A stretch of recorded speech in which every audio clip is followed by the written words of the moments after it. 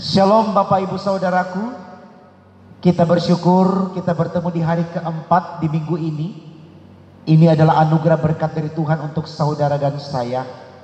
Mari kita syukuri hari Kamis ini dengan kesediaan untuk menerima firman Allah.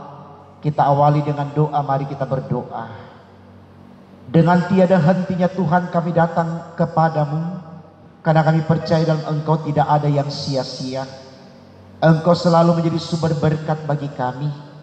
Karena itu berkati kami di hari ini ya Tuhan, di dalam kesediaan untuk menerima firman-Mu, agar ketika kami melangkah menyusuri kehidupan hari ini, kami tetap sehat, kuat, beriman, karena Tuhan bersama dengan kami.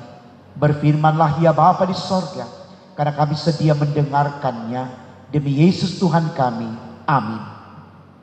Saudaraku, bacaan Alkitab kita pada pagi hari ini yang disampaikan secara sinodal dibaca dari Kitab Yakobus 1 ayat 2 sampai ayatnya yang ke-8.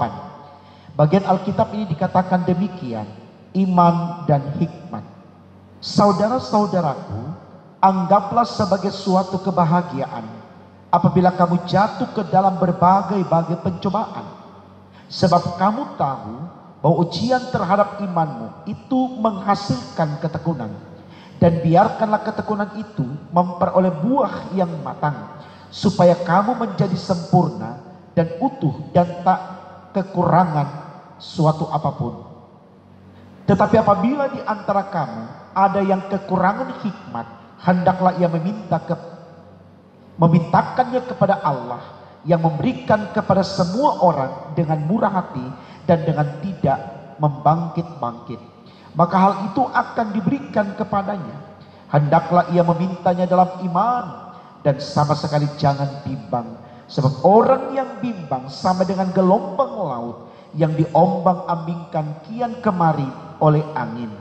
Orang yang demikian janganlah mengira bahwa ia akan menerima suatu dari Tuhan.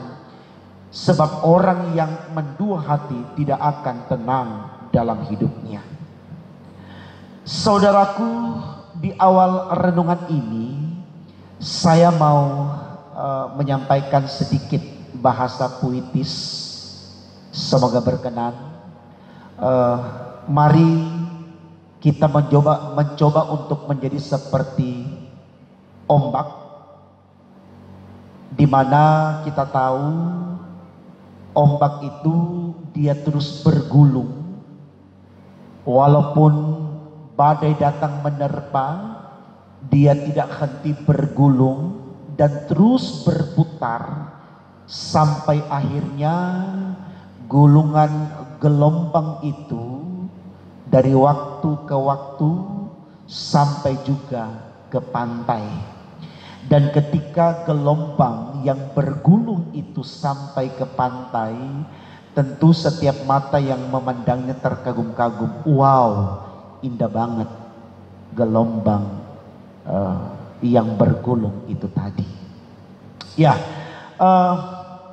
kenapa saya katakan kita mencoba untuk menjadi seperti gelombang yang tidak pernah berhenti walaupun angin kencang datang, hujan deras datang, dia terus bergulung dan seterusnya, dan akhirnya dia tiba di pantai.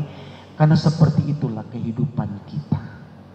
Kita tidak akan pernah berhenti menghadapi tantangan. Ada orang bijak yang berkata demikian, kegagalan adalah awal dari kesuksesan. Kalimat ini sangat manis sekali saudaraku untuk kita jadikan sarana spirit. Karena tentu tidak ada manusia yang tidak pernah gagal. Supaya di tengah dia mengalami kegagalan, dia tidak putus asa, dia tidak kecewa, dia tidak bimbang, takut dan ragu. Dia tetap memiliki sikap optimis bukan pesimis, karena dia tahu dalam bergulirnya waktu yang berputar dari waktu ke waktu, pasti ada masa di mana dia semakin dimatangkan lewat pengalaman gagal itu untuk kemudian dia meraih kesuksesan. Saya pikir ini baik saudaraku untuk kita renungkan. Supaya kita tidak pernah melihat keadaan kita yang terpuruk sebagai sarana kutukan yang tidak bisa membangkitkan energi bagi kita. Tidak. Kita lihat Paulus, luar biasa derita tantangan yang dia hadapi, tapi tidak sedikit pun derita dan tantangan itu dia klaim sebagai kesempatan baginya untuk memahami dirinya. Tidak berarti tidak. Dia dipenjarakan untuk sesuatu kejahatan yang tidak dia lakukan. Dia memahami penjara sebagai sarana baik baginya untuk terus memberdayakan potensi yang ada padanya. Dia pakai kesempatan penjara itu atau dipenjarakan itu untuk menulis firman. Dan sampai hari ini semua perkataan firman yang ditulis oleh Paulus itu masih bermanfaat. Kenapa? Karena Paulus memaknai kehidupannya dalam kesetiaan untuk tetap berkarya dalam situasi apapun.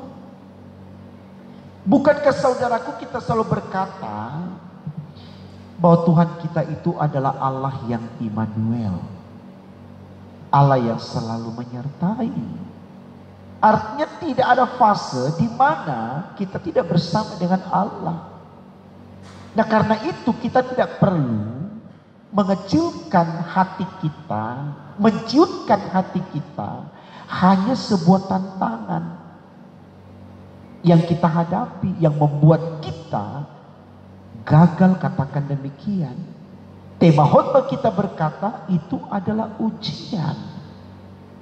Spirit, semangat untuk melangkah lebih maju.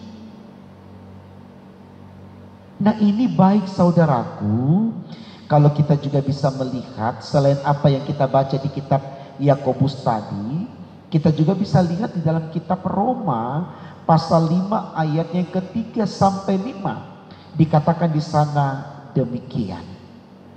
Dan bukan hanya itu saja, kita malah bermegah juga dalam kesengsaraan kita, karena kita tahu bahwa kesengsaraan itu menimbulkan ketekunan, dan ketekunan menimbulkan tan uji, dan tan uji menimbulkan pengharapan, dan pengharapan tidak mengecewakan, karena kasih Allah telah dicurahkan di dalam hati kita oleh Roh Kudus yang telah dikaruniakan kepada kita. Jadi ketika kita bersuka cita dalam kesengsaraan kita, ketika kita tetap berbahagia di dalam kesengsaraan kita, itu akan menjadi spirit bagi kita untuk fight ke depan, lebih berenergi lagi. Dan saya pikir ini positif untuk kita hayati, untuk kita mengerti saudaraku. Ketimbang kita meratapinya, kita menangisinya, tidak ada energi yang akan keluar dari diri kita. Mari Bapak Ibu Saudaraku, apapun yang datang dari Tuhan itu adalah berkat. Sakit, gagal, miskin, dan seterusnya. Kita masih ingat khotbah Yesus di bukit dalam Injil Matius pasal 5. Ada 9 kata berbahagia yang diucapkan oleh Yesus dalam khotbahnya. Dan kata berbahagia itu diikuti dengan kalimat yang menurut manusia tidak enak. Seperti contoh, berbahagia orang yang miskin, berbahagialah orang yang berduka, berbahagia orang yang dianiaya, berbahagia orang yang difitnah. Saudaraku, siapa yang mau bahagia di balik duka? Siapa yang mau bahagia di balik kemiskinan? Siapa yang mau bahagia di balik fitnahan dan seterusnya? Tentu tidak. Tapi mengapa Yesus ajarkan itu? Artinya di situasi itu tidak berarti kita berhenti mengalami kemurahan Tuhan. Sepanjang kita andalkan Tuhan, kita minta kepada Tuhan, maka Tuhan akan berikan itu kepada kita. Ayat bacaan kita Di dalam ayat 5 dikatakan begini. Tetapi apabila di antara kamu ada yang kekurangan hikmat, hendaklah ia memintakannya kepada Allah, yang memberikannya kepada semua orang dengan murah hati dan dengan tidak membangkit-bangkit, maka hal itu akan diberikan kepadanya. Artinya saudaraku, situasi apapun yang kita hadapi, dalam tantangan, pergumulan, kemalangan sekalipun, bahkan duka cita, kemiskinan, kita datang kepada Allah, maka Allah akan memberikan apa yang menjadi kebutuhan kita. Bukan kita minta kepada orang lain. Karena sumber hidup untuk bahagia itu hanya ada di tangan Tuhan. Tidak ada di tempat yang lain, saudaraku. Tidak ada. Orang Israel mencari kebahagiaannya lewat patung emas yang mereka buat lalu menyembahnya. Mereka tidak mendapatkan apa-apa di sana. Justru Allah murka terhadap mereka karena mereka yang lari dari hadapan Allah semakin tidak mendapatkan sesuatu. Tapi kita lihat Daniel dalam kerajaan Nebukadnezar, dia tetap dengan imannya menyembah, beribadah kepada Allah, walaupun dilempar atau dibuang ke gua singa. Tapi Daniel mendapatkan pembebasan dari Allah. Saudaraku, mari andalkan Tuhan di situasi hidup yang menantang. Mari kita imani virus corona yang mewabah sekarang ini bukan kutukan dari Allah, tapi sarana spirit dari Allah untuk membawa kita mengerti kalau Allah kita harus sembah, Allah kita harus andalkan, supaya jangan kita tinggalkan Allah di situasi kita menghadapi wabah virus corona. Berdoa, minta kepada Tuhan, pasti Tuhan akan jawab, dan jawaban Tuhan indah, tepat pada waktunya. Amin. Mari kita berdoa, saudaraku. Tuhan Yesus, terima kasih. Kami sudah diberikan pengertian bahwa hidup identik dengan tantangan, pergumulan, persoalan, masalah. Sehingga dengan memahaminya, kami tidak harus ciut tawar hati, kami tidak harus gentar takut, kami tidak harus pesimis. Tapi dengan memahaminya, kami semakin memperteguh iman kami. Sehingga dengan iman itu, kami mampu menghadapi tantangan seberat apapun. Karena dengan iman di dalam Yesus Kristus, kami akan mengalami pertolongan yang kekal. Karena itu ya Allah, tolong kami, berkati kami, demi untuk kemuliaan nama-Mu. Dalam memasuki kehidupan hari ini, kami sungguh berserah hanya kepada-Mu saja. Dalam nama Tuhan Yesus kami sudah berdoa. Haleluya. Amin.